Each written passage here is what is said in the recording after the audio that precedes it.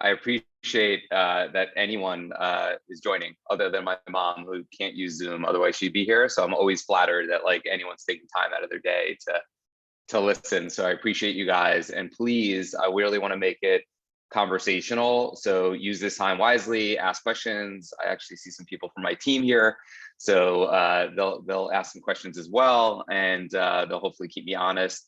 We outlined some topics. I thought what a good format for this type of a format would be to sort of like talk about the subject, give like a one-liner about it, and just quickly say where I think people are missing, and then open it up for a conversation. So as I'm talking about the first one, which is just general social media management, maybe throw a question into the chat, and I want to get those answered specifically to the category, and then I'm just going to leave it open at like the end for like a AMA. Just ask me anything, and at the end, if there's anything I didn't cover and you still want to reach out, please reach out. It's adamb@sircle.me, and I'm sure you can get that from the host. And thank you to the host for having me. I really appreciate it. It means a lot that I was asked.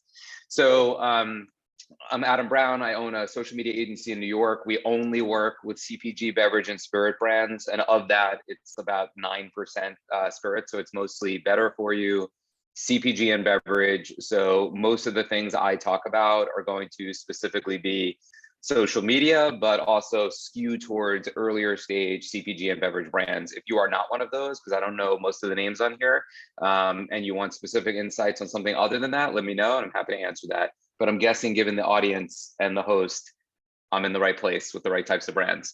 Okay, so social media management. So this is the whole reason I created Sircle Media. It's a full-time job, full stop, and it's a full-time job of a lot of disciplines. And I have found, I've been doing this almost 11 years, I've never met one 5th degree black belt that does everything you need for social media as one person. If you think about it logically, like the same person who over indexes on really being creative and being a great photographer is probably not also nasty in the Facebook ads manager.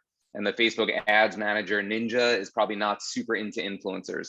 And you get the point. Like there's so many different things a social media manager needs to do that just logically it wouldn't be one person. And so I think where brands go wrong in this specific area is they underfund both from a financial and opportunity cost that role. They shortchange it, they hodgepodge it, they don't necessarily invest the right attention there, even though most brands I speak to, especially when I'm courting them, are like, we understand social media is our #1 comms platform. It's so important. It's everything. And then they don't really put the time and attention there. And so I think that's where brands really need to revisit, even starting today, Q2 2022, like what is our stack? Are we properly situated for where social is? And we'll get to that in a second. And how do we think about that? From my experience, $3 million in revenue or run rate seems to be like the Mendoza line. And what I mean by that is earlier stage $1 million, $2 million in revenue brands, I think it has to be the hodgepodge, like a founder and somebody else wearing 9 hats. Like you can't afford to have a full-time salary person on social. But around $3 million as an investor, as somebody who gets a lot of referrals from investors, a lot of people won't even look at a brand until they've hit that mark. And that's when you start looking at a Series A. That's when you start, you have proof of concept. You're probably omni-channel. You're probably not just one. You probably have repeat customers. Like you've graduated up to sophomore year as a brand. And I think that's a really, really important time to revisit your stack and think about either multiple people internally staffed or external solutions for social media management. So that's like our foundational spiel about social media management at Sircle. I'm going to pause for a second just to see, based on anything I just said, if anyone has a very specific question that they want me to address.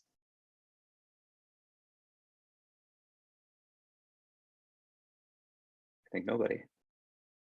Okay. Glad you agree with everything I just said. That's good. That's a good start. Okay. So next is content creation and copywriting. To me, this is the most important. This is your out-facing comms for the brand.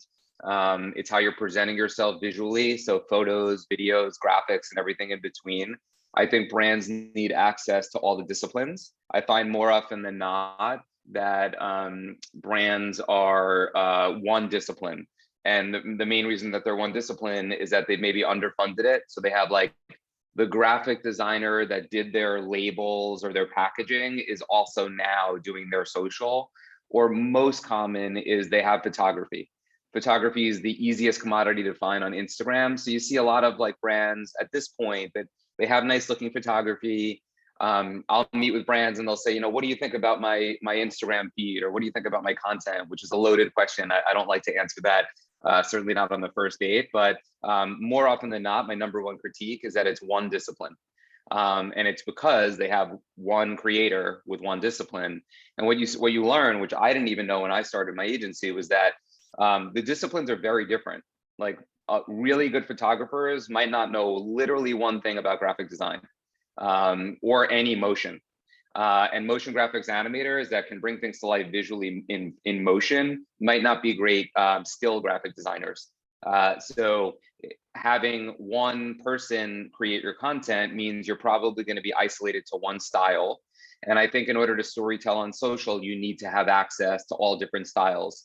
I always say like, Lemon Perfect obviously created this thing because they think that lemon water is so important, but they have to like show it to you in a way that's compelling, right? So it's here it is, and here's what's in it, or here's what's not in it, and here's where you can get it. And it's kind of hard to convey that with still photography in a way that you can with motion graphics, where you can use typography.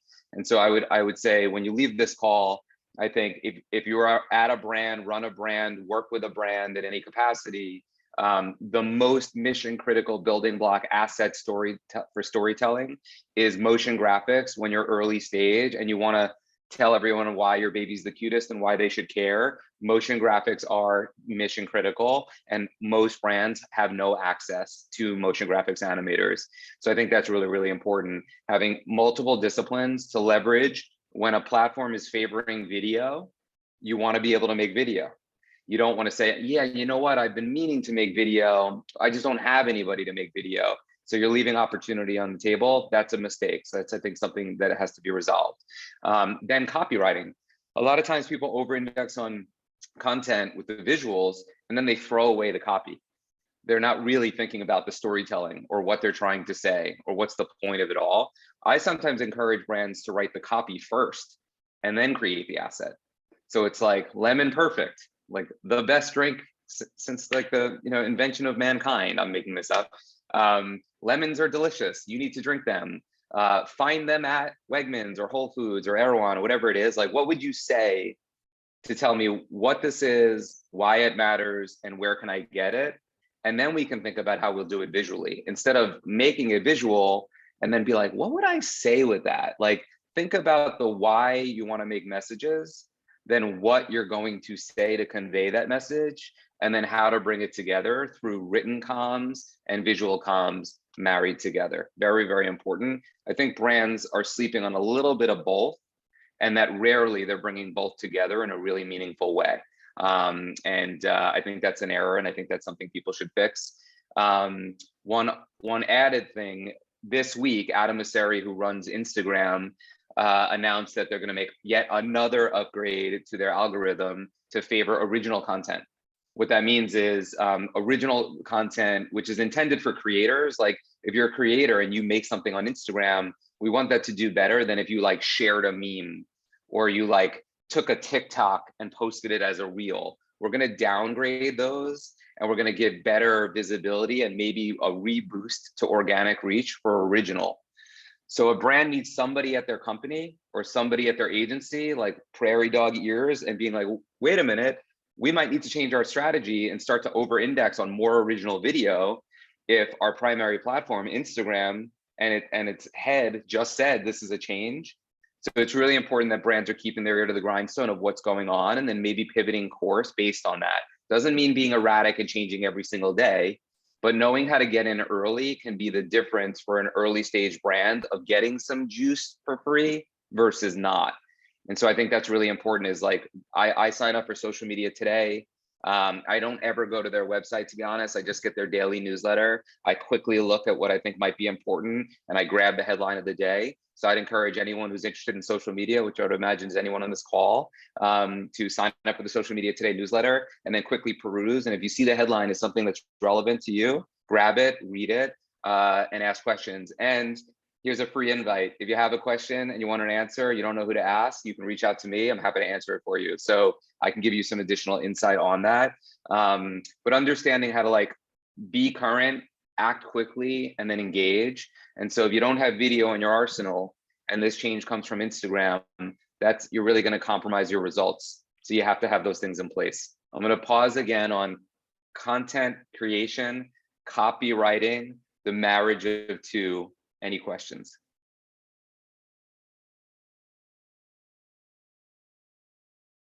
Okay. And if questions come up later, definitely let me know. Oh, here's a question. Here we go. So should I just read them? I got them? Okay. Any tools you recommend to create motion graphics and other graphics? Definitely Canva. I think any social media manager, any individual that's not a creator, Canva is a really powerful tool. We've been using it forever. I've even messed around on Canva a little bit. And I think in a lot of instances, that's a very powerful tool that you can use that's very intuitive and can allow you to create actually some simple motion, but certainly some graphic design templates or marrying two photos together for a side-by-side or whatever it is. Canva is a no-brainer. Once you start talking about anything other than like just two images for like a very simple animation, motion graphics can get weird. And so you want to be mindful of that. I think that I always say that you don't ever want to send someone backwards in the sales journey. So actually what a lot of brands do wrong on graphic design is they'll have the Lemon Perfect bottle, they'll have done a photo shoot, so the photo's beautiful, and then they'll like slap on like in the corner like Sprouts' logo, and it looks really Mickey Mouse. It's like super stylized photo and it's like terrible, like it just totally degrades it. This happens a lot with motion graphics. If you like try to do some poor man's motion graphics rather than like a compelling video inspiring me to go get Lemon Perfect, it almost makes it look like not as high quality and it has that perception experience on the viewer. And I think that's something you don't want to have happen. So be mindful of that. We do a lot of motion graphics here. In fact, anytime I interview a motion graphics animator that is talented, is not somebody that just wants to like disappear in like a cave for 10 hours with headphones on and make like a 12-minute anime like weird video, but actually could get behind branding and storytelling. It's very rare to find them. When I find them, I just hire them on the spot, even if I don't need them, because they're like leprechauns. Like if I find them out in the world, like they don't exist, I'm like, I got to get those on here because they're so unique and so important. So it's, and I wouldn't recommend to any brand that you go and hire a full-time motion graphics animator. That's too much of a luxury salary to have on staff. So finishing out the answer to that question, I think there's talent out there on like Upwork. If you're not ready to hire an agency like ours, you can go on Upwork and just put in motion graphics animator, looking for somebody to make some motion graphics for a brand, maybe a handful of hours a month or something. You'll get a lot of responses, probably as low as $15 an hour and as high as $150 an hour. And the right price for an early stage brand is somewhere probably between like $30 and $50 an hour.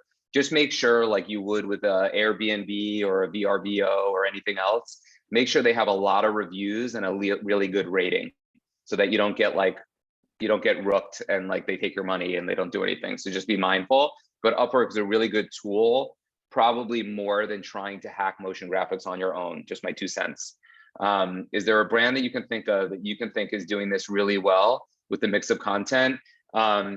Yeah, I mean, a number of our brands do this really well, but I won't talk about our brands here. This is not sort of advertorial. I've always been a big fan of Aloha. I think Aloha is a brand that is OG in the protein game. I think they really understand mix of created and curated content. I think it's a brand that I feel like I can really get behind from some of their mission. I think they talk about things. I think I saw a post from them today. If you have IBS, it was like a guy grabbing Aloha, like a IBS. I know it's like a taboo thing to talk about, but gut health is a real thing. And I think that's great that they're just like very open and transparent about that kind of stuff. I like their emails. I think they're consistent with their website. I think they're consistent with their social. And I think that they've always done a really good job at marrying all of the things I just said and being very like conversational, content, and branded, while also being a little salesy. I think a lot of brands go too cute that social's never for sales. And some brands think it's only for sales. I think it's somewhere in between, and Aloha still will support Wegmans, and they'll support their website, and they'll support Amazon, so you know where to buy it, but they sprinkle it in and make it feel really well branded. I'm sure I can give you a lot of other brands too, but Aloha is one that always comes to mind. And I'm glad you agree, Sarah. Any other questions on content, copywriting, brands that do it well, don't do it well? Well, I'm not gonna say any brands that don't do it well. I don't wanna hurt anyone's feelings. Okay, community management. So to me, community management is the most important part of social media and is the most underutilized. A brand, actually a big brand, recently left us for no good reason other than they like to shake it up every 12 months. That's their quote. So they've moved on and they started with a new agency, and 3 weeks in, no community management. I just looked at I randomly like saw one of their posts and I'm like, oh, I like that. And I clicked on it and like no responses to any of the posts. Huge mistake. And not, I get like sometimes there's just like an innocuous like, or they just were like cute. And like, you might think that doesn't warrant community management, but some of it's like, where can I find this? You're out of stock at Wegmans.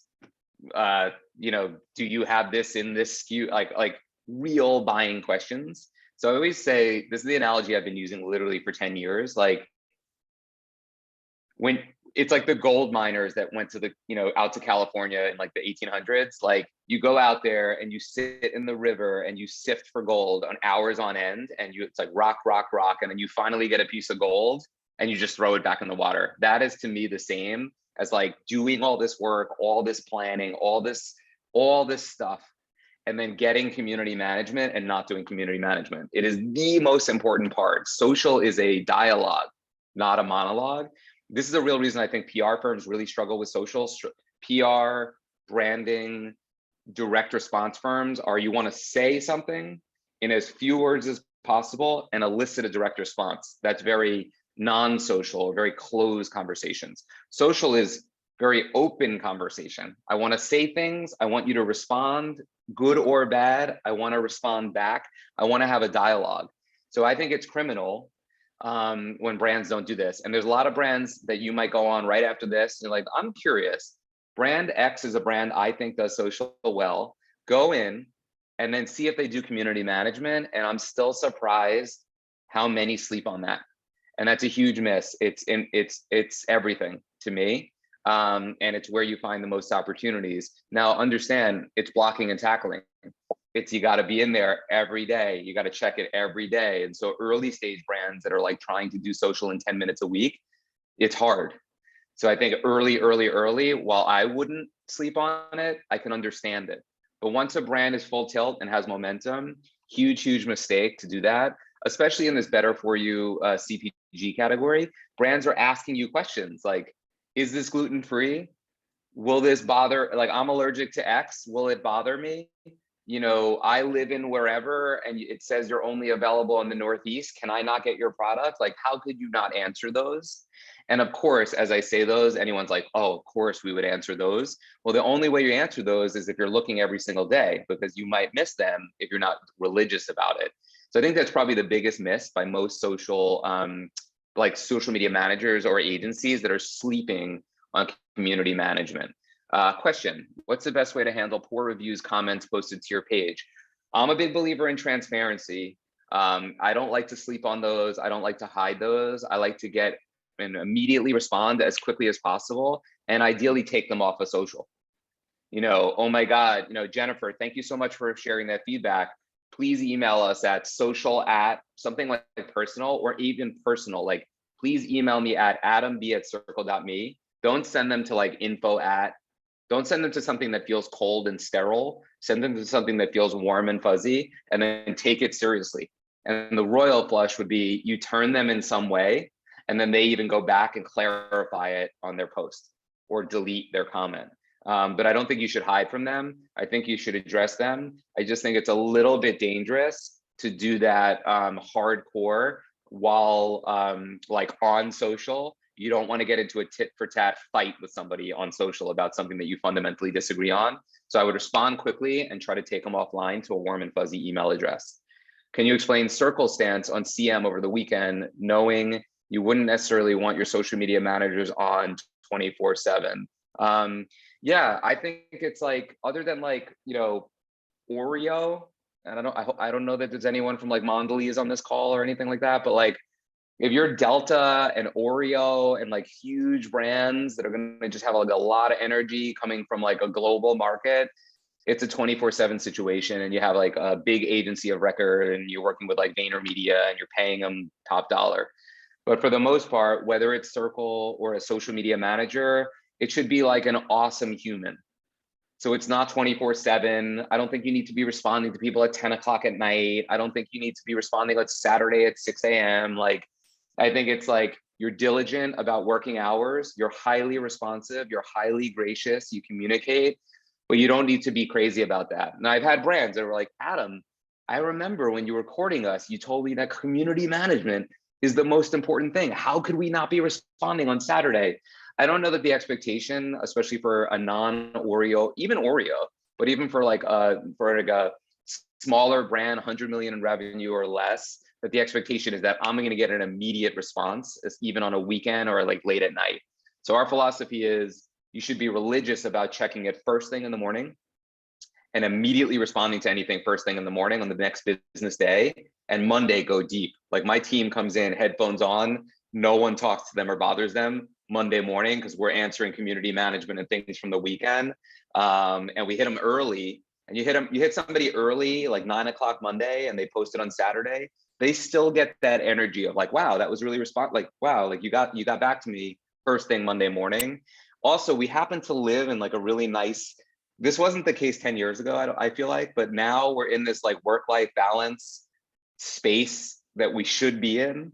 And I think a lot of consumers, this is generally stereotype in a good way, in this better for you space, like kind of get it and respect that you're not responding at 11 o'clock at night or responding on Saturday afternoon. So just my 2 cents on that. And that's our philosophy on community management on the weekends. Thanks for the question.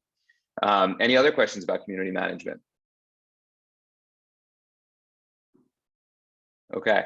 What would really be cool in the chat, if anyone is finding this super helpful, let me know. I like positive energy and feedback. And anyone is finding this not to be, let us know that too. And I'll change the format so that the second half is better than the first half.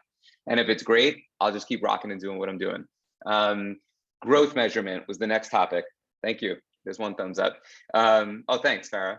So growth measurement, the least important part of social media. I think everyone sleeps on community management and like doesn't care, and they should. And everyone's like, I'm a data gal, I need to know. And they're focused on all the wrong things, especially since growth measurement, I think, is often like followers.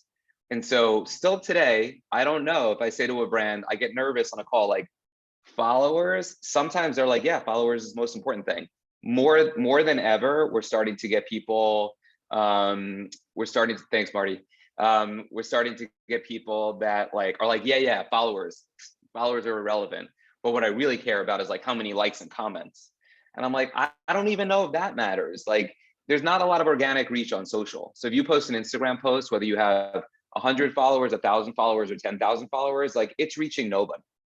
So if I made a really good asset that like told you about Lemon Perfect, told you why it matters, told you where to get it, it was a compelling piece of content, just beautiful to look at, I don't really care if it got that many likes or comments, because I'm going to boost that and I'm going to target fans of other cold pressed juices or fans of other better for you waters. And so what I look at more is views, impressions, because I know that we're putting a little bit of money into the Facebook, Instagram, or TikTok ads manager. And so I'm going to put this in front of the right eyeballs. I've actually had people on sales calls say to me like, Adam, I'm on Good Day Chocolate's Instagram, and you're telling me how good you are, but like they only got 9 likes and 2 comments. How good could that be? And then I'm like, let me email you something. And I'm like, that got 29,000 views, and here's who we targeted in this geographic footprint, in Whole Foods, their #1 retailer. And actually that's why I did it. So it'd be like somebody like watching me run and being like, you're slow, but I'm like, I'm bench pressing and trying to put on mass body weight. You're like looking at the wrong thing. And so I encourage any brand that's thinking about growth measurement and being a data person, which I get hit with a lot, just make sure you're thinking about what the right data is and what you should actually be caring about. I'd rather get like 4 shares and saves than like 100 likes. Because not even on this call, probably not everyone likes Instagram comments. My wife lives with me. We're like same target demo. She never likes an Instagram post. I like Instagram posts all the time. Are we both not coveted? We're both buying the same brands for our house. So I just think that's something to think about. I think we got some questions. Is there a good way to measure engagement versus follower growth? I wouldn't spend that much time on it.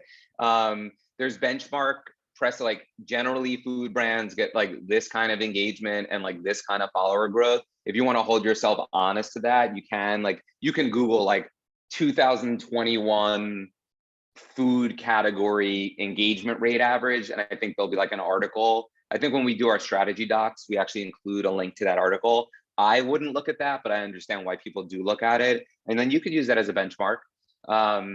But I've had brands say to me like, look, we do care about followers. And I'm like, then the only real way to do it is like great brand collaborations with good prizes with like-minded brands. And they're like, yeah, but we don't want to do brand collaborations. I'm like, well, those two contradict, because that's like the only surefire way. Or if it's like, hey, if I boost some content and I do paid social, will it get me followers? I'm like, it is like the 70,000 thing I care about when I boost your content. But yeah, more visibility probably should lead to more, especially if you have good copywriting, if you have good content, and you're doing community management. If you're doing all the other things, followers will come, but followers are not the goal. They're the added benefit, if that makes sense. Love the analogies. Thanks. Really helpful answer, walkthrough. I want to make sure, I guess, Adrian, if how much should early stage brands be budgeting for paid social on a monthly basis? Okay, I mean, it's hard to say, right? So like if you have no money, you have to be mindful. But you know, a certain percentage of your budget, especially if you're early stage and you have a retail focus, should be towards awareness, consideration, and retail and velocity at retail. And so you should be allocating as much as you can towards awareness and retail velocity support. I find that actually brands that are, especially in the last couple of years, because of like how the world turned over, they're like, I have some money, but I really want to focus on growing my D2C business. And so it went from like no money to like, we want to grow D2C, and they pepper us with like 1,000 questions. And then I'm like, what's your budget? And they're like, $1,000. And like, $1,000 budget is going to literally do zero. You might as well light it on fire for your e-commerce initiative. So instead, I would put all of that $1,000 towards retail velocity support, awareness around some of your best content pieces, and really try to drive revenue so that you get repeat orders with that retailer. And then you could take that narrative to your next retailer to show them that, hey, Wegmans, I'm already working with Giant Eagle, and Giant Eagle did a reorder, or they started with 40 stores and now they did 150 stores, and show them that narrative. I really liked Olipop. I'm sure everyone, I don't think anyone from Olipop's on this call, but everyone loves that brand. Everyone is like, how do I be like them? And there's no easy way to be like them. There's a lot of reasons they are who they are. But they put a deck on LinkedIn. You could probably like look on LinkedIn and find it. And it was like, here is our deck on how we pitched Wegmans. And it had a slide about like how they're going to support retail velocity support. And buyers love that. I speak to buyers all the time, and they're like, I want to see how you are supporting velocity in my stores. And so you should really be thinking about that, and you should be allocating dollars there. I do think if you get into a store, you have to have some dollars, even if you put it on your credit card and go in debt, to get some influencers and get some local paid social to support that first purchase. So get scrappy and do whatever you need to do to make that happen. I still think I didn't answer your question, but it would be as much as you can, and certainly like 30% of your sort of allocated budget for awareness. So if you only have $100, that's $30.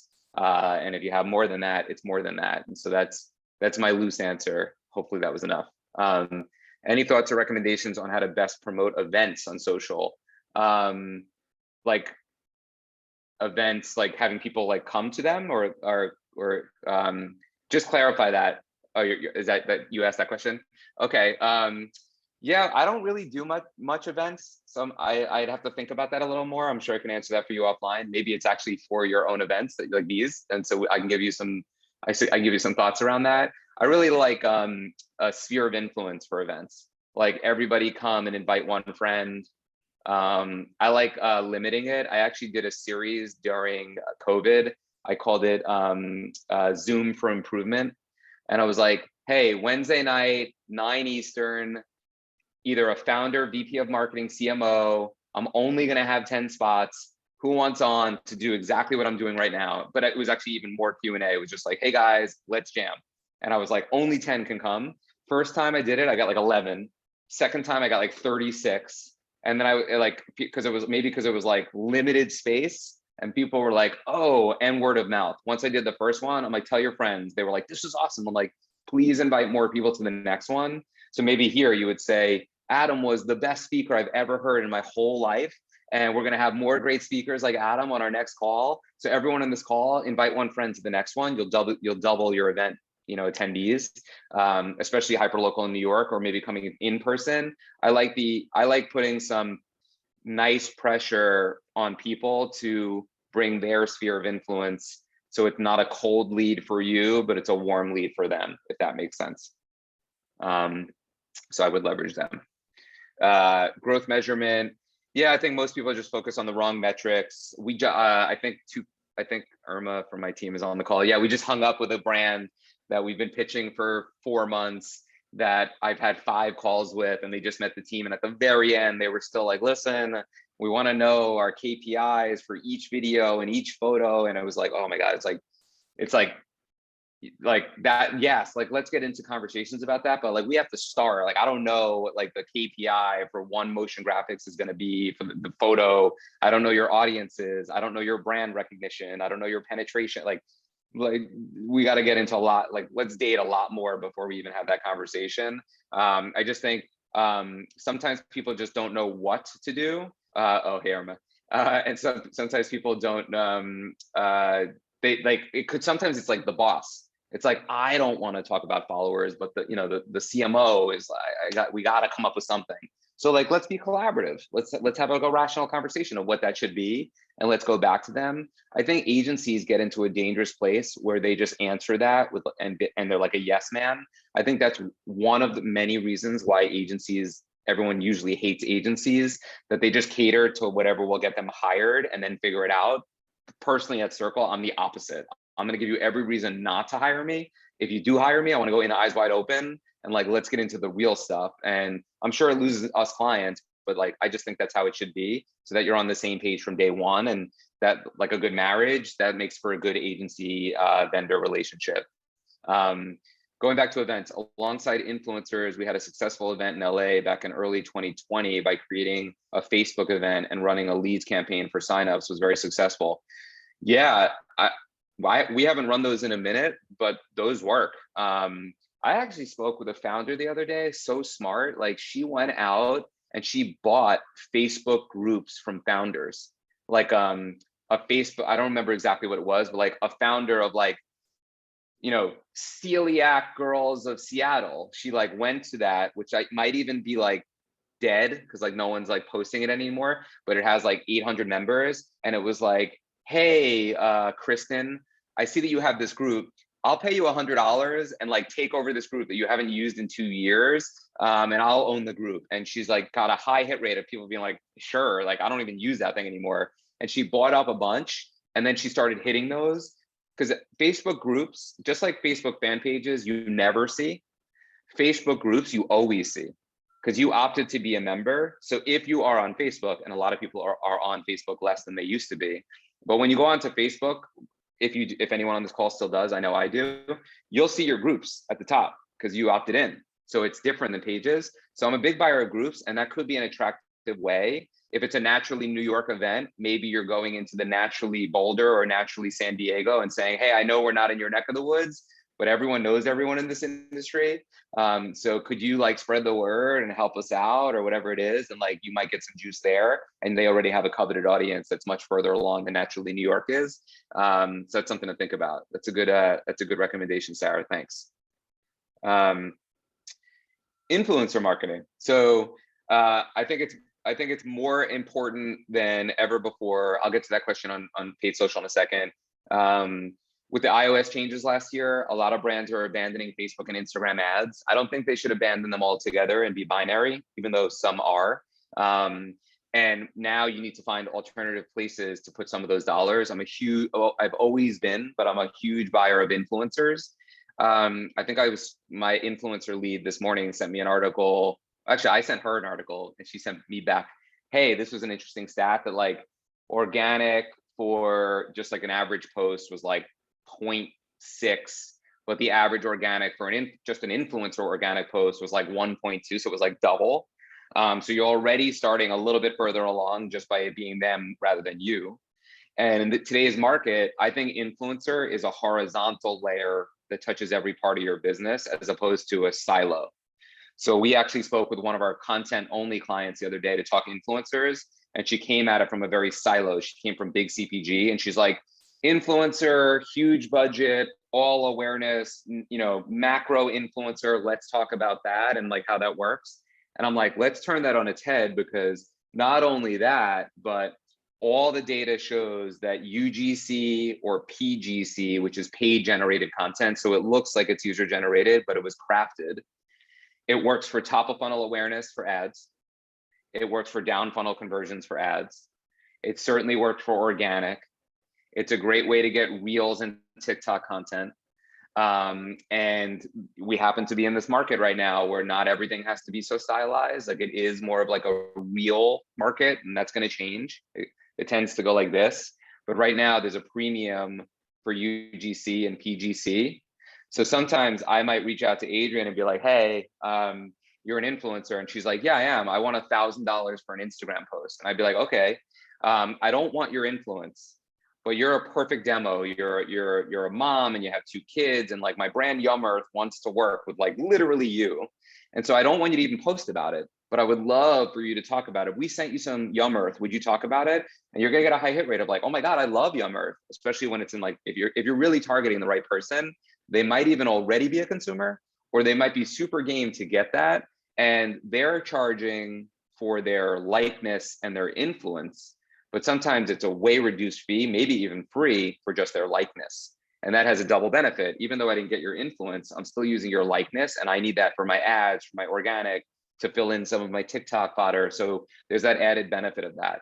Also, finding ambassadors. Everyone's hot on ambassadors right now. So like, there's a thin line between influencer versus a super fan versus a nano influencer. I think we have some brands that are like, we don't want anyone below 10,000 followers. That's what we want. And I'm like, that's can be great for like a part of your influencer plan for like max influence. But what about would you take, if I could get you 50 target demo right down the middle, very specific mom with 2 kids who would love Yum Earth and is already eating Smart Sweets on whatever it is in a room, and you could talk to them, would you be game for that? And they're like, of course. I'm like, okay, so let's not abandon that. It's just a different part of your influencer ecosystem. And there we're trying to harvest micro influence relationships that we can have where we're not paying a premium for maximum reach, but they do represent really coveted voice box for us. And I would rather have a micro influencer, especially, I'll talk about TikTok in a second. I'd rather have a micro influencer with like 1,500 followers that like 50 people respond to because they literally like know her and they're in the PTA together and they both shop at the same Whole Foods, than somebody with 100,000 followers that has a big number, much of which might be fake, second of which they don't reach organically. So I think you're closing off opportunities by being so binary with your approach to influencers. There's just different ways and different usage cases for how you're gonna use influencers. And so I think brands need to have an open mind. And now more than ever with iOS, more time and more attention needs to go into influencers and how you're gonna use them as part of your ecosystem. On TikTok, we look for creators for influencers, and like I actually like don't even want to look at anybody with over 1,000 followers for two reasons. One, TikTok is crazy bonkers town right now. It's Wild West, and we'll reach out to a person with like 1,000 followers, and they're like, "Yeah, I get $500 per each TikTok," and we're like, "What are you even talking about?" And that's not really the market, but like maybe one brand paid her that, and so that's what she thinks she's worth. So we're in this like really weird, crazy. Everyone thinks they're an influencer, and everyone's incorrectly priced. Like you can't get involved in that. So I'm looking for real small, like somebody who has like 30 followers, but is very good at lip syncing, very good at timing, and is like clearly like an RD at night going to school and only eats better for you and does like a lot of like what I eat in a day type videos. I'd rather get with that person, maybe even whitelist, meaning running ads on her account, or get her PGC as part of the transaction and then run an ad. That's going to be much more meaningful to me than overpaying for somebody with a lot of influence. So buyers beware on TikTok. And when I go to AMA, I'm sure there'll be some questions on TikTok. Should brands be afraid of losing their identity with influencers? No. I can go into it more, but I want to save time. If you want, if we have time for more on that, I'm happy to give more. I don't want to be coy, but just no, I don't think so.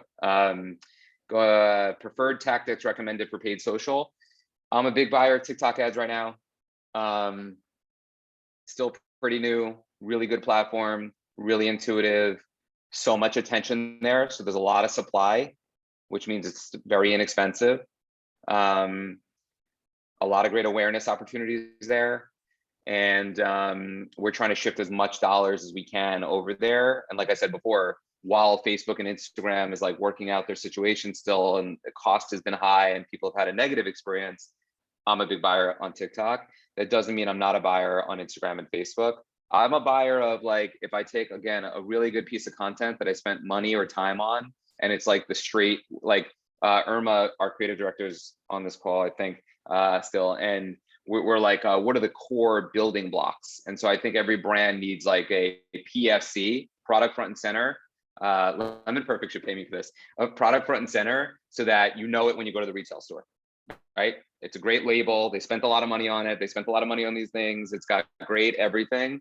Product front and center, get that out there. Then describe the product. So it's Lemon Perfect, but what the hell is Lemon Perfect? Like I said, motion graphics. So DTP, describe the product. And then RCO, retailer call out. Here's what it is and what it looks like. I want you to remember it. Here's why it matters. Here's why it's good for you. And go ahead and get it at this retailer. And then just rinse and repeat. Swap out Erewhon, put in Whole Foods. Swap out Whole Foods, put in Costco. And just have those hero videos and push those to fans of Whole Foods that live in this geographic footprint, to fans of Sprouts that live in this geographic footprint, like rinse and repeat. And then I think you want like a word of mouth testimonial. So people want to see like, I came here, but like, what are people saying? So love it, best tasting thing ever. I personally drink Lemon Perfect all the time. So, you know, you want testimonials that when people do land, they don't feel like they're the first to the rodeo. Like they feel like there's that. So I think once you have those building block assets made, double down, triple down on ad dollars, on Instagram awareness ads, on getting those in front of the right targeted eyeballs. And then don't worry about ROAS. That's not the intent, like return on your advertising spend. That targeted key awareness, and typically for most of our brands that are retail first, around retail velocity support. Thanks, Irma. I'm glad we're aligned. That's a good sign. Influencers all day. I don't think you should be siloed, and I think a lot of people are. Like some brands hire us and they're like, oh no, you don't handle influencers. These guys handle influencers and you're not going to interact with them. I'm like, nope, like we have to have a conversation with them. Absolutely not. I'm sure that they have a Mendoza line, any influencer agency or PR agency, and we work opposite everyone that you could imagine. They usually have like, yeah, we don't really talk to anyone under X. And I think the secret sauce is in everything under X. So you want to make sure that you're having a conversation with whoever's doing that on the influencer side, and going from a bottom up. Whoever's running your social needs to be armed with that. Twitter, Snapchat, and Pinterest. I'm kind of a sneaky buyer of Pinterest right now. It's a search engine where people go for inspiration and they click and buy. Like that's amazing. So If you're 100% retail, I think Pinterest is not as important. But if you are D2C, non-refrigerated, non-frozen, and you are on Pinterest, if you have a kind of product that like has recipes and can be used in a lot of different ways and you want to showcase that, Pinterest, like Haven's Kitchen is a brand, Allie Kane is someone I'm a big fan of. She should be on Pinterest, heavy. It's all different ways to use her amazing sauces. And she's trying, even though it's a refrigerated brand, she's like trying to push her D2C. So she's going long Pinterest.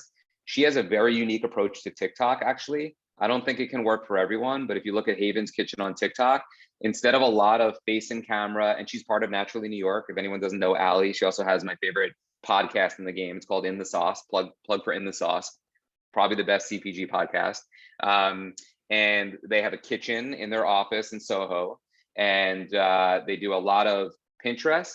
Then they do TikTok, where they don't really show their face. They just make recipes. It's just food porn. And they put it to music, and they put it to trending music, and they do a lot of hashtags. They're killing it on Pinterest. I mean, on TikTok. So I'm a big fan of that. And they're also, as you can start to see, they're going long on YouTube. And you asked about 3 and didn't even mention YouTube. And YouTube theoretically is not a social network, but a lot of visibility on YouTube. I'm a big buyer of YouTube right now. Twitter, I think everyone should be listening on Twitter. If somebody's critiquing you, positive or negative in any way, talk to them. Yeah, the podcast is In the Sauce. And it's like different. She has some big players on there. But a lot of times the idea of it, it's like, I want to talk to people who are still like in the sauce, different than like, How I Built This, where like we made $400 million and like, let me tell you about the early days. And you already know how the story ends and they already crushed it, which is also awesome. I love that podcast. Or Unfinished Biz. The idea of Unfinished Biz with Wayne Wu was sort of supposed to be like that, but it was like Drunk Elephant and they're like humongous. So it's like hard to relate. So I don't know who everyone who's on this call, but if you're earlier stage, I find In the Sauce to be very relatable for other founders you might know. It's also very relatable because it's probably stuff that you're thinking about. And then she also meets a lot with vendors. Like I was a guest on it. She'll have people like from retail buyers. She'll have people like, there's just like a lot of just treasure trove of stuff. And she's taking it from an angle like she's trying to learn it. So you're getting it from like that point of view. So a big fan. I don't want to talk about that more, but definitely check it out. It's called In the Sauce. So on Twitter, listening, I think if you're a big brand, you have to be active on Twitter. To be honest, like you could definitely make an argument if you're a bigger brand and you have dollars to experiment and time, like if you have like a multiple person social media team and you have some R&D luxury and you're not like having somebody like ride you, I think you could mess around on Snap. I honestly don't spend much time there. My kids, I have 14 and 12-year-old daughters, they're on it all the time, but they essentially only use it for messaging, just for like group chats. They don't even like really look at like the content. That doesn't mean Snap doesn't have max visibility and a great ads platform. So if I was Taco Bell or an entertainment company or Chipotle, I would definitely have some dollars on Snap. But I don't know if you need to be on there. But look, if you're a brand really getting after it, like Poppy is Poppi is a brand everyone always asks, like who's killing it on TikTok. Poppy does well. They obviously got a great investment from a major investor on Shark Tank. They have dollars and they have momentum, but their founders are involved.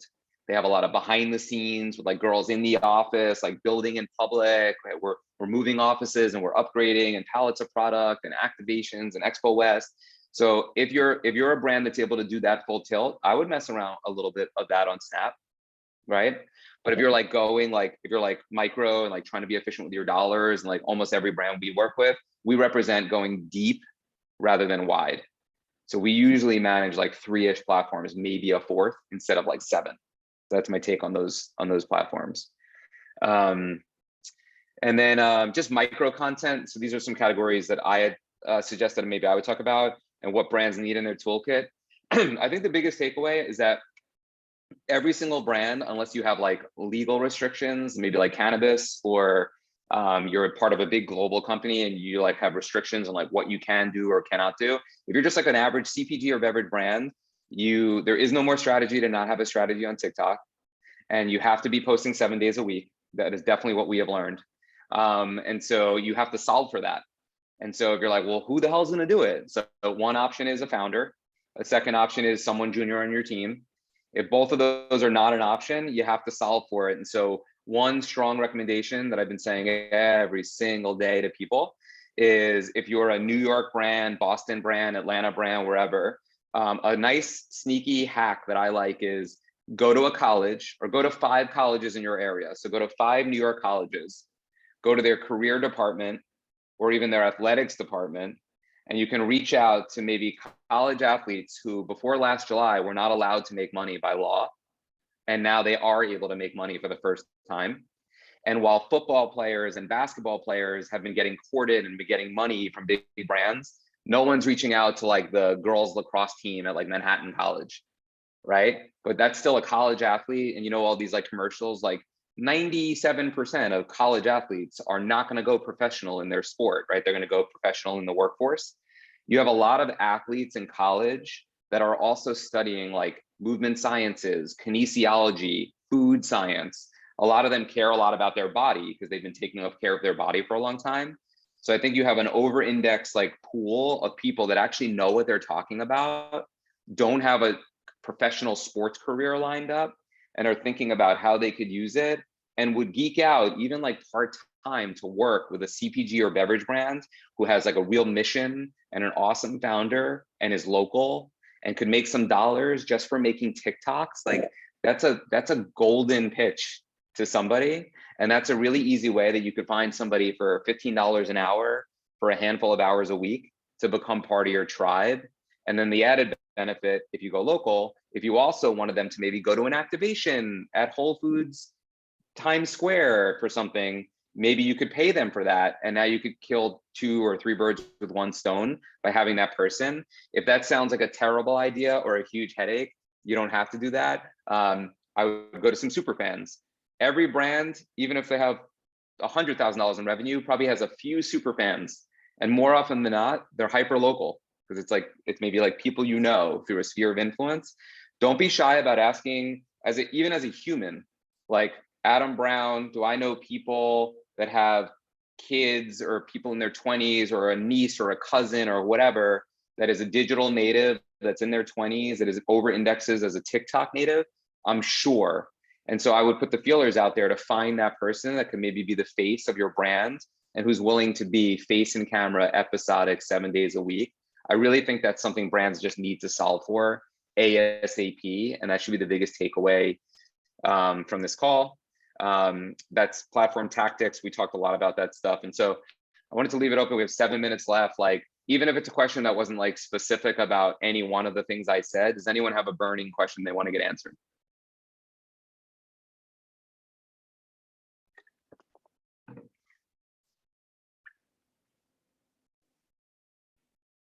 Okay. Anyone want me to just like ramble on for 7 more minutes and add some energy? Yes? Okay. Sure, please. I love any question if anyone has one. And if I missed your question, I don't know if I might have, just like, let's just repurpose it so I get to it. So platform tactics, like I said before, some brands are getting a little lazy. They're making for TikTok, or maybe they figured it out, and then they're repurposing that to Reels. That didn't work before today, but now I'm telling you that doesn't work. Adam Mosseri, like I said earlier, they're going to discount repurposed content. So you just think about it logically. They are definitely going to discount a TikTok watermarked video on Instagram. So don't be lazy. You could take your TikTok video, you can download it in SnapTik. I'm sure we can link here in the chat, and it'll just download the video locally to your phone or your computer, and it will remove the watermark. And then just upload that natively. That's better than like using the video with the TikTok watermark. So I think that's like a random tactic. I have start to think vertically more. So that can be with your phone. Just put your phone, turn it on you. Right now I'm sitting in a window, so that's why I have good lighting. Otherwise I'd be like dark. So they actually sell things that you could stick on the back of your phone, but I've even seen people just put tape, like 2-sided tape on there. So I would get in mess around a little bit. If you've never done it, start. If you have done it, start to do it a little bit more. and just commit to time there. You have a question? Okay. So are there any best practices for using media ads to drive success at retail? Yeah, hyper-local, geo-targeted ads supporting aerial support. So find Lemon Perfect at Sprouts. I wouldn't, depending on your budget, if your budget's big, you can cover multiple regions, but I would get zip codes, upload the zip codes into the Facebook or TikTok ads manager. So you know like what Erewhon stores or what Kroger stores you want to target, and go hyper local. I call that like Air Force. If it was like a military strike, that's Air Force support awareness with a video that says Lemon Perfect, find us at Giant Eagle, and run that hyper local. Then get foot traffic, so military army support, nano influencers, super fans, micro influencers. If you have the budget, social nature, like people going into the store, grabbing the product, talking about your product, and creating that narrative and that relationship. And then whitelisting. So taking Jennifer, the influencer, saying, hey, I'd like to whitelist on your account, and then running ads to similar type targeting, but through her ads account, as opposed to just your company's ads account. Rinse and repeat. Brands hire us sometimes just for that, like as a standalone campaign around like a new innovation or a new retailer launch. But I just gave you the playbook, so you could just run that on your own. Hopefully that was helpful. You're welcome, Lewis. 3 minutes left. Any other questions, or do you want to just do a wrap up? Yeah, sorry, my screen somehow froze, but I hope you can hear me. Can you hear me? Just wanted to thank you again for taking the time and hosting this session.